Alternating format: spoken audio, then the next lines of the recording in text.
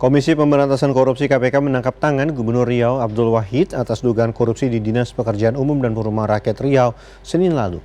Di balik penangkapan sang Gubernur Riau ini ada fenomena jatah preman yang diungkap Komisi Pemberantasan Korupsi KPK. Lalu, tahukah Anda berapa kepala daerah yang terjerat kasus korupsi selama ini?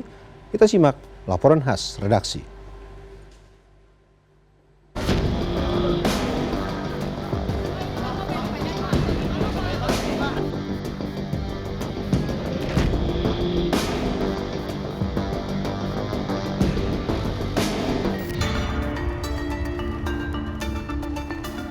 Jatah preman. Ini adalah istilah korupsi yang terungkap dari kasus dugaan korupsi yang melibatkan Gubernur Riau Abdul Wahid. Dari hasil pemeriksaan yang dilakukan penyidik KPK, Abdul Wahid meminta japrem alias jatah preman kepada anak buahnya atas sejumlah proyek di lingkup Dinas Pekerjaan Umum dan Perumahan Rakyat PUPR Riau. Jatah preman ternyata bukan sekadar istilah. Dari pemeriksaan yang dilakukan oleh KPK, Abdul Wahid juga mengancam akan mencopot anak buahnya jika jatah preman untuk dirinya tidak dipenuhi. Saat ini kami belum bicara proyek-proyeknya, ya. Jadi dugaan tindak pemerasan ini terkait dengan penganggaran yang ada di Dinas PUPR. Ya, di mana Dinas PUPR itu kan nanti ada UPT-UPT-nya. Usai 24 jam lebih dari waktu penangkapan, pada Rabu sore KPK menetapkan Gubernur Riau Abdul Wahid sebagai tersangka bersama dua orang lainnya, yakni Kepala Dinas PUPR PKPP Provinsi Riau Muhammad Arif Setiawan dan tenaga ahli Gubernur Provinsi Riau Dani M. Nursalam. Menurut Wakil Ketua KPK Johannes Tanak, Abdul Wahid meminta jatah preman 5% atau sekitar 7 miliar rupiah dari tambahan alokasi anggaran UPT Jalan dan Jembatan wilayah 1-4 Dinas PUPR PKPP.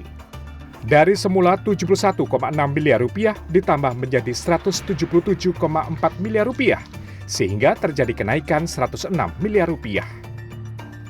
Diancam dengan pencopotan ataupun mutasi dari jabatannya. Di kalangan Dinas PUPR PKPP Riau, permintaan ini dikenal sebagai istilah jatah preman. Selanjutnya, seluruh kepala UPT wilayah Dinas PUPR PKPP beserta Sekretaris Dinas PUPR PKPP Riau melakukan pertemuan kembali dan menyepakati besaran fee untuk saudara AW sebesar 5% atau 7 miliar. Fenomena jatah preman dan kepala daerah yang terlibat kasus korupsi bukan hal baru kali ini saja terjadi. Pada tahun 2024, sejumlah kepala daerah dari tingkat bupati, wali kota hingga gubernur terjerat kasus korupsi. Data Komisi Pemberantasan Korupsi, 51% perkara yang ditangani melibatkan kepala daerah, yakni dari 1.666 perkara, sebanyak 854 melibatkan kepala daerah. Sementara itu, dari tahun 2024 hingga Mei 2025, 201 kepala daerah dari wali kota, bupati hingga gubernur terjerat kasus korupsi. Merespons kepala daerah terjerat kasus korupsi, Menteri Dalam Negeri Tito Karnavian mengatakan bakal menonaktifkan Gubernur Riau Abdul Wahid. Menurut Tito, mekanisme penonaktifan kepala daerah telah diatur secara jelas dalam peraturan perundang-undangan. Maka dia akan dinonaktifkan kalau dia ditahan. Kalau nggak ditahan tetap dia ditahan.